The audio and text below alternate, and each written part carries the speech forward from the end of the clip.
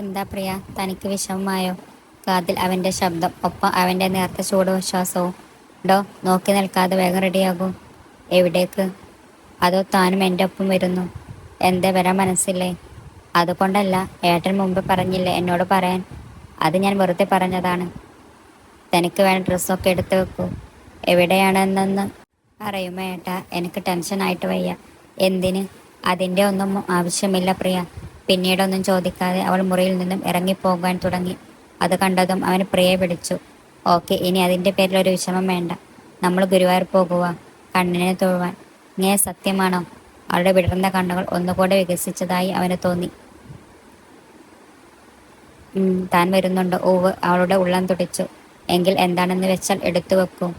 അവൾ സന്തോഷം കൊണ്ട് മതി മറന്നു. പെട്ടെന്ന് തന്നെ ഈ വിവരം എല്ലാവരോടും പറഞ്ഞു. അരുന്ധതിക്ക് സന്തോഷമായി. ഭഗവാൻ എല്ലാം നേരെ ആക്കും എന്ന് അവർ വിശ്വസിച്ചു. അങ്ങനെ നിരഞ്ജനും പ്രിയും ഗുരുവായൂർക്ക് യാത്ര തിരിച്ചു. പുറത്തെ കാഴ്ചകൾ നോക്കിയിരിക്കുന്നു എങ്കിലും കണ്ണനെ കാണാൻ അവളുടെ ഉള്ളം തുടിച്ചു.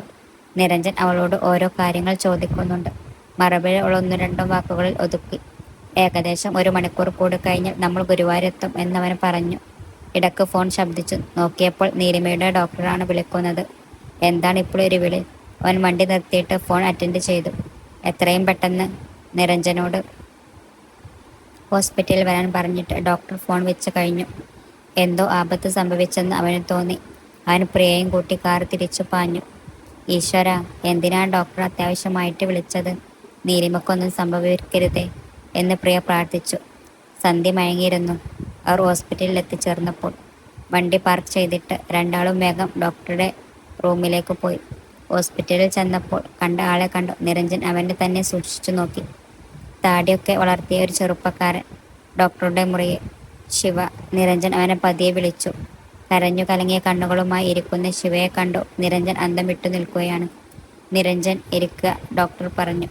നിരഞ്ജന് പക്ഷേ ഇരിക്കാൻ കഴിഞ്ഞില്ല. അവനും ആകെ ടെൻഷനാണ്. ശിവ, അവൻ മടങ്ങി വന്നിരിക്കുന്നു. ആ Niranjan, please sit on man എന്ന് ഡോക്ടർ വീണ്ടും പറഞ്ഞപ്പോൾ അവന് പതിയെ ഇരുന്നു. നിരഞ്ജൻ, ഞാൻ ഇയാളുടെ ഒരു രഹസ്യം ഒളിപ്പിച്ചു വെച്ചു കേട്ടോ. ശിവ ഇടക്കൊക്കെ എന്നെ വിളിച്ചു നീലിമയെക്കുറിച്ച് തിരക്കുമായിരുന്നു. അത് രോഗവിവരം അറിയുവാൻ വേണ്ടി മാത്രം ഉള്ള അന്വേഷണമായിട്ടാണ് ഞാൻ കരുതിയത്. ഞാൻ എല്ലാ കാര്യങ്ങളും നിരഞ്ജൻ വിളിക്കുമ്പോൾ പറയും പോലെ ശിവയോടും പങ്കുവെച്ചു. ഇതെല്ലാം നിരഞ്ജനോട് പറയാൻ ഞാൻ പല പ്രാവശ്യം തുടങ്ങിയതാണ്. പക്ഷെ എന്തോ എൻ്റെ മനസ്സ് വിലക്കി എന്നെ. ഇന്ന് ഞാൻ ശിവയോട് ഇവിടെ വരാൻ വിളിച്ചു പറഞ്ഞു. അങ്ങനെ എത്തിയതാണ് ശിവ, ഡോക്ടർ പറഞ്ഞു നിർത്തി. ശിവ പതിയെ തല ഉയർത്തി. നീലിമക്ക് എങ്ങനെ സംഭവിച്ചപ്പോൾ എന്ത് ചെയ്യണമെന്ന് എനിക്കറിയില്ലായിരുന്നു. ഒരു നിമിഷം ഞാനും സ്വാർത്ഥനായി. അങ്ങനെ ഞാൻ ഇവിടുന്ന് മാറിയത്. പക്ഷെ അമ്മച്ചിയും അപ്പച്ചിയും അങ്കിളും മരിച്ചു എന്നറിഞ്ഞ് ഞാൻ തിരികെ എത്തിയപ്പോഴാണ് നീലിമ അബ്നോർമൽ ആണെന്ന് പോലും അറിയുന്നത്. ഈ അവസ്ഥയിൽ ഈ നീലിമയെ പിരിയാൻ സാധിക്കുക എന്ന് ഞാൻ തീരുമാനിച്ചു. വീട്ടിൽ അച്ഛനും അമ്മക്കും അവളെ ഞാൻ വിവാഹം കഴിക്കാൻ സമ്മതം അല്ല എന്ന് അവർ പലവട്ടം പറഞ്ഞു. എൻ്റെ നിർബന്ധത്തിന് വഴങ്ങി ഒടുവിൽ അവർ സമ്മതം മൂളി. പക്ഷെ ഒരു ഡിമാൻഡ് വെച്ചു. നീലിമയെ സ്വീകരിച്ചു, പക്ഷെ ആ കുഞ്ഞു വേണ്ടെന്ന്. ഞാൻ ഒരുപാട് പറഞ്ഞെങ്കിലും അവർ അതിന് മാത്രം സമ്മതിച്ചില്ല. അങ്ങനെ ഞാൻ പിന്നെ കണ്ടെത്തിയതാണ് ശോഭ ആൻറ്റിയെ. അവർ നീലിമയെ റേപ്പ് ചെയ്ത പയ്യൻ്റെ അമ്മ ആണ്. മക്കൾ നഷ്ടപ്പെട്ട ഇവർക്ക് ഇനിയാകെ ഉള്ളത് ഈ കുഞ്ഞാണ്. അവർ അന്നു മുതൽ ഈ നിമിഷം വരെ നീലിമയുടെ അടുത്തു നിന്നും മാറാതെ നിൽക്കുകയാണ്. ഒരമ്മയെപ്പോലെ ശുശ്രൂഷിക്കുകയാണ്. കുഞ്ഞിനെ കൊടുത്തിട്ട് ഞാൻ എൻ്റെ നീലിമയും ആയിട്ട് പോകും ഇവിടെ നിന്ന്. അവളെ കൊണ്ടുപോയി ചികിത്സിക്കും. ഞാൻ ശിവപ്രതീക്ഷയോടെ പറഞ്ഞു. നിരഞ്ജൻ്റെ വിവാഹം കഴിഞ്ഞതും നിങ്ങൾ വന്നിരുന്നു എല്ലാം ഡോക്ടർ എന്നെ വിളിച്ചു പറഞ്ഞു. അങ്ങനെ വന്നതാണ് ഞാൻ. ശിവ പറഞ്ഞു നിർത്തി. നിരഞ്ജൻ വലിയവനാണ്. അല്ലെങ്കിൽ താൻ ഇങ്ങനെയൊക്കെ നീലിമയെ നോക്കാൻ വരില്ലായിരുന്നു. ഒരു കൂടപ്പിറപ്പിനെ പോലെ താൻ നീലിമയെ നോക്കി. ശിവ എഴുന്നേറ്റ് പ്രിയയുടെ അടുത്തേക്ക് ചെന്നു. അറിയാമോ, അവന് പ്രിയെ ഉപേക്ഷിക്കാൻ സാധിക്കില്ല എന്ന്. മരണത്തിലായാലും ജീവിതത്തിൽ ആയാലും അവൻ്റെ കൂടെ പ്രിയ വേണമെന്ന്. താനില്ലാതെ ഒന്ന് ശ്വാസമിടാൻ പോലും നിരഞ്ജന് സാധിക്കില്ലെന്ന്. അതുകൊണ്ടാണ് ഞാൻ പെട്ടെന്ന് ഇങ്ങോട്ട് വന്നത്. നിങ്ങൾ രണ്ടുപേരും സന്തോഷത്തോടെ ജീവിക്കുക. നീലിമയ്ക്ക് ഈ ഞാൻ ഉണ്ട്. എന്നെ വിശ്വസിക്കുക എന്നും പറഞ്ഞു ശിവ നിരഞ്ജൻ്റെ കൈപിടിച്ചു കുലുക്കി. എല്ലാം കഴിഞ്ഞു തൻ്റെ മുമ്പിൽ വരാൻ ആയിരുന്നു ഞാൻ ആഗ്രഹിച്ചത്. പക്ഷെ പ്രിയ നമ്മളെ വേഗം നിശ്ചയിപ്പിച്ചു കേട്ടോ. ശിവ ചിരിച്ചു. നീലിമയെ നിരഞ്ജൻ പോയി കണ്ടു. അവൾ മയക്കത്തിൽ ആയിരുന്നു. ഉണർത്തേണ്ട എന്നവൻ സിസ്റ്ററിനോട് പറഞ്ഞിരുന്നു.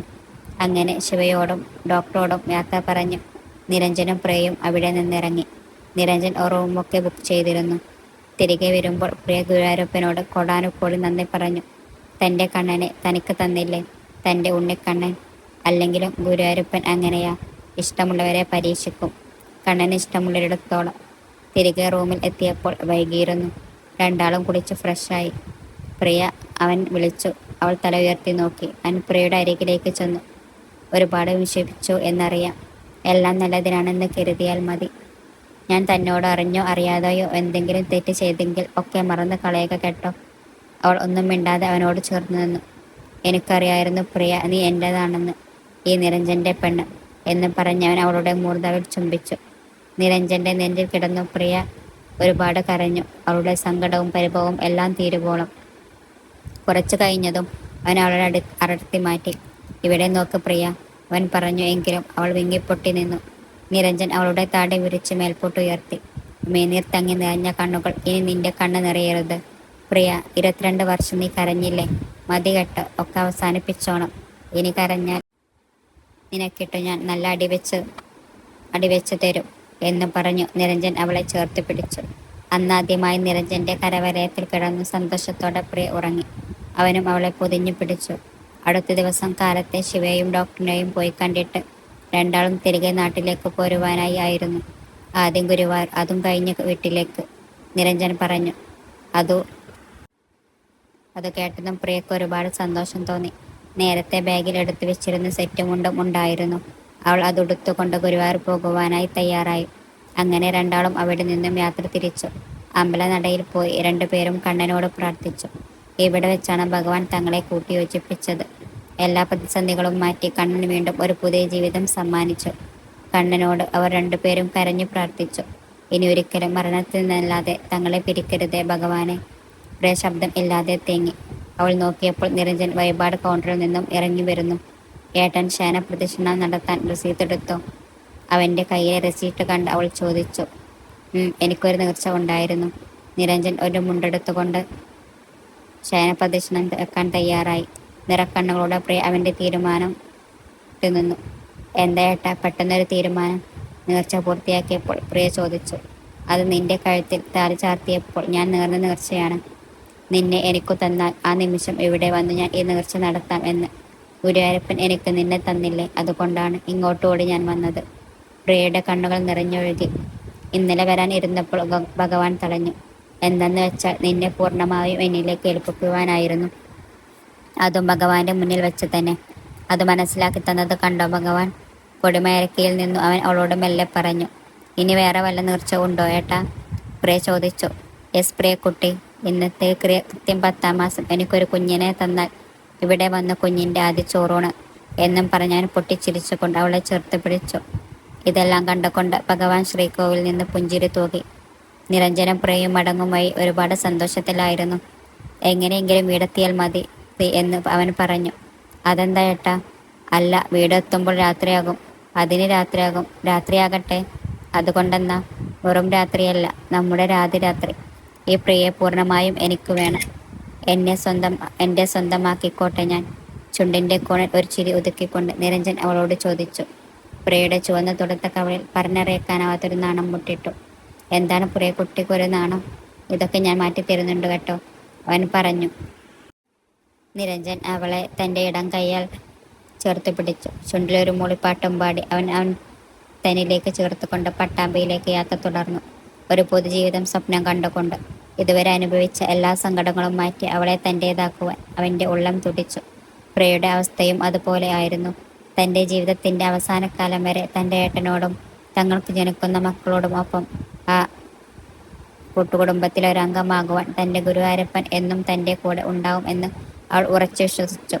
അല്ലെങ്കിലും അപേക്ഷിച്ചാൽ ഉപേക്ഷിക്കാത്ത ശക്തിയാണ് കണ്ണൻ. നിരഞ്ജനെയും പ്രിയയെയും ഹൃദയത്തിൽ സ്വീകരിച്ച എല്ലാവർക്കും ഒരുപാട് നന്ദി.